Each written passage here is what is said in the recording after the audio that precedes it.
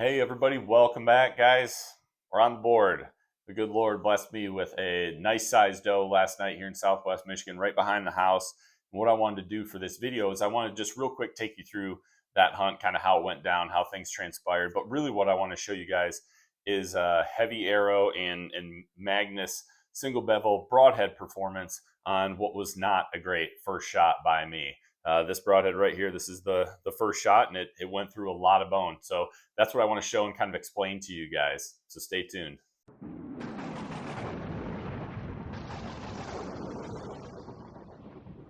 All right, so at least for how the hunt went down. So again, this is my like my backyard swampy property, 21 acres here in Southwest Michigan, and we've had a small food plot with an elevated box blind back there for a while. And there was a big weather front moving through. I think a lot of you probably experienced it, and a lot of you guys here in the Midwest are experiencing a really awesome cold front. But last night, Sunday, that front was coming through, and there was a bunch of rain coming, and it looked like that rain was going to break with probably about an hour left of daylight. So I wanted to be in the blind before it started raining, and then ride out that rain, and hopefully that last hour or so when the rain stops, the deer are up on their feet and moving. And we've been seeing a few does, not a ton, but a couple, like 3, 4 in our food plot morning and evening. And in the evening, they've been coming in, right on the edge of shooting light. So that's what honestly I was hoping to see last night. I was 100% looking for a doe. A buck would have been a bonus, but we were pretty much doe hunting, and it went down, pretty much how I was hoping it would. The weather broke with probably about 45, 50 minutes left of shooting light. It was quiet for a while, and then the last like 5 to 7 minutes, it was definitely getting pretty dark. We still had light, so what's tough, and you guys probably know if you hunt in a box blind, you keep it all nice and closed up so you can get away with a lot of stuff. It's all kind of like blacked out in there. So even when there's shooting light, like in the food plot, it's dark inside that blind. And so I was kind of thinking, all right, I'll start packing up some stuff a little bit here for the last 5, 7 minutes, then we'll slip out of here. Well, I was doing that, and I was putting some stuff in my backpack, and then I reached down and I was putting my bino harness on, and I didn't think I made a lot of noise, but I looked up, and there's 2 does standing in the food plot. They're probably like 30 yards. They had just stepped out of my one miscanthus screen, and they were standing right there. They were looking right at the blind. So they had obviously heard me rustling around a little bit. So I was like, crap, I might have boogered this one. There they are, right at the edge of light. But they kind of just stood there for a minute, and while they were standing there, I just real slowly, real quietly, as quietly as I could, I took my bino harness back off, and I was reaching for my bow. I don't think they could see me with just how dark it was inside the blind. And they eventually kind of calmed down, and they started feeding right my way. And so they went from 30 yards to 15 yards, which was great because I'm like, okay, this is, I can make this shot. I turned my little pin light on my bow, but they were facing me, and they were just feeding facing me. So I was a little worried that I was going to run out of light and have these deer close and have to wait them out. And they were kind of in between my 2 vertical windows, so I shifted a little bit to just kind of see if I could, I don't know, get a little angle if on one of them when it was gonna if it was gonna turn. And when I shifted, I made just a little bit of noise, and the bigger doe, she kind of keyed in on the blind again, but this time she was kind of keyed up on it. She walked, she was just walking parallel to me and walked right into my front main window and gave me a broadside shot. So I drew back quick. She heard me draw, and she stopped. And this is where, guys, like 100% perfectly honest, like this is where I kind of screwed up. So she was only like 15 yards, and my top pin is 20. And I know I need to hold low. And I know I not only need to hold low just to hit where I want to hit, but also that she's probably going to react. And just having them keyed up, being really low on light, and not knowing how much longer she was going to tolerate hearing stuff from the blind, I basically put that 20-yarder like right on, right behind her shoulder and just kind of center of body, and I touched it off. And I should have known better. I should have taken an extra second, but she may have ducked. I don't know.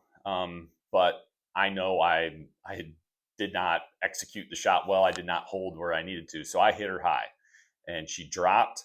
And I immediately thought, like, crap, I got to get another arrow in her. So I grabbed another arrow and I just could not get a good angle from in the blind. So I got out as fast as I could, walked around her, got another arrow in her. And then, that was that. So unfortunately, I don't feel great about that. I never feel great when I have to put a second arrow in a deer or when you make a bad shot like that. But I took care of business as fast as I could, and ultimately, shooting a setup that was able to go through what it went through, was allowed me to put a deer in my freezer. And so that's what I want to show you guys. So this is what I filmed last night when I had her in the barn.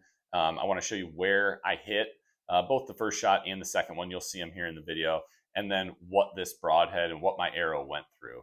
All right, you guys, here she is, and I kind of moved some of her fur and stuff away so you guys could see, the results. And I just want to talk about the broadhead here. So this is a field-dressed 108-pound Southwest Michigan Doe.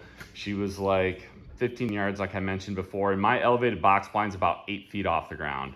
So first shot right there, that one's the follow-up. So obviously, you guys, not ideal on the first shot. I'm not going to make any excuses. I just shot high on her.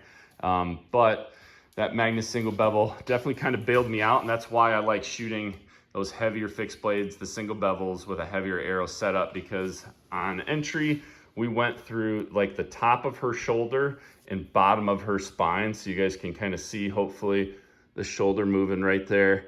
So top of shoulder, bottom of spine, and then we came out kind of dead nuts through the other shoulder, and that's what dropped her. And I scrambled as fast as I could. I probably should have even put this one a little lower with her, laying on the ground. But second one right there, and with her laying, it came out a little high.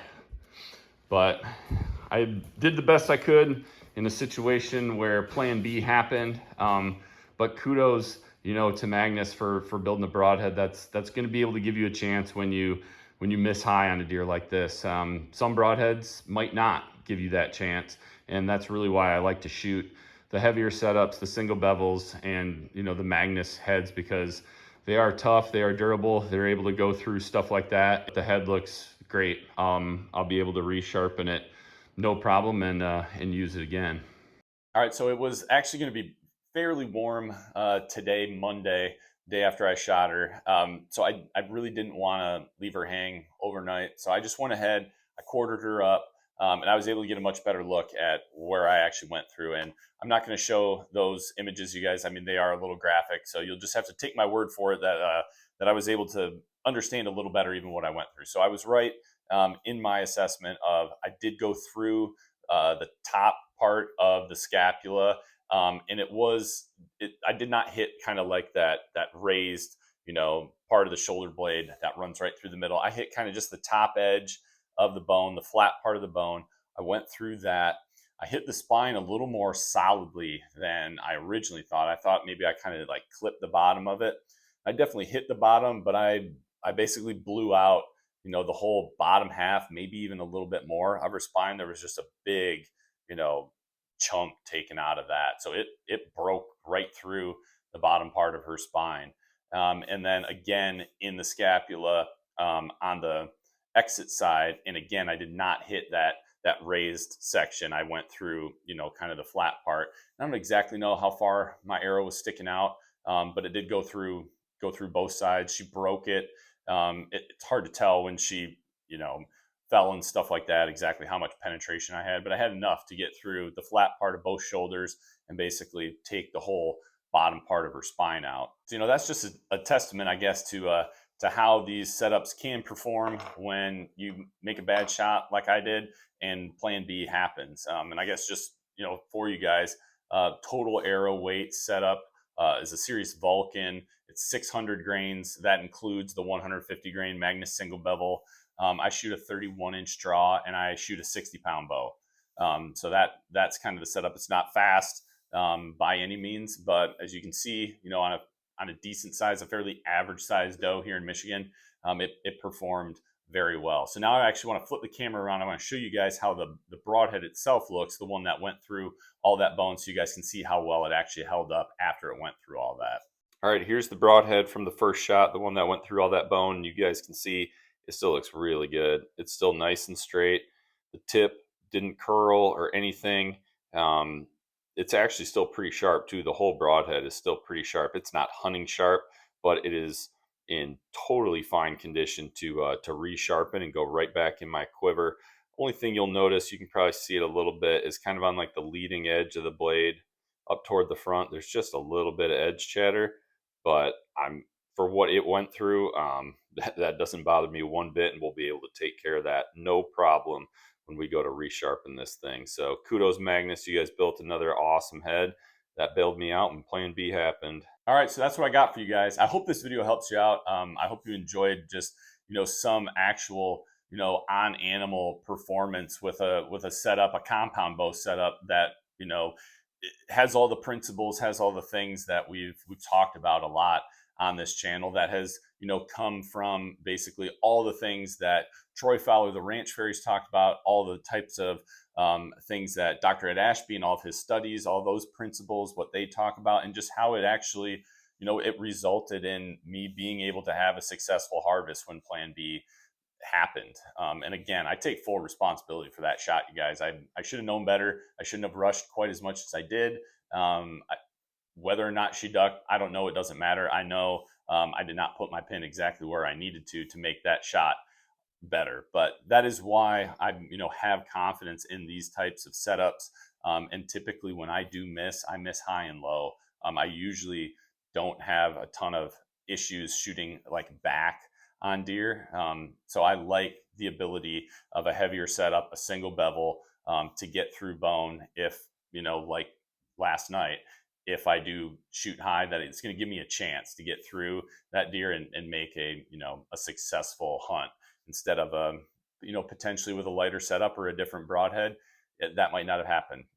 Don't know, but I know that Plan B worked for me last night, and I hope that this helps give you guys confidence if you are looking at these type of setups. So want to give a special thank you, as always, to Troy for being a great mentor and being someone that really kind of got me into this. I want to say thank you to Magnus. This is another awesome product, and my first shot with it. It bailed me out, and the performance was excellent. And I'm going to be able to use this head once again. And just as always, I want to thank the good Lord for blessing me with meat in the freezer. And I cherish every single deer that I shoot. That hunting is so special to me, and being able to feed my family with good quality, healthy meat, I absolutely love. And we certainly like harvesting does and making sure we got enough meat in the freezer to last us the whole year. So thank you, Lord. And thank you guys for tuning in. I hope you enjoyed this video. As always, if you did, please do me a favor, hit that like button down below. Also, don't forget to subscribe. We'll see you guys soon on the next video. Take care. Good luck out in the woods. God bless. And remember, be a sportsman, make a sportsman.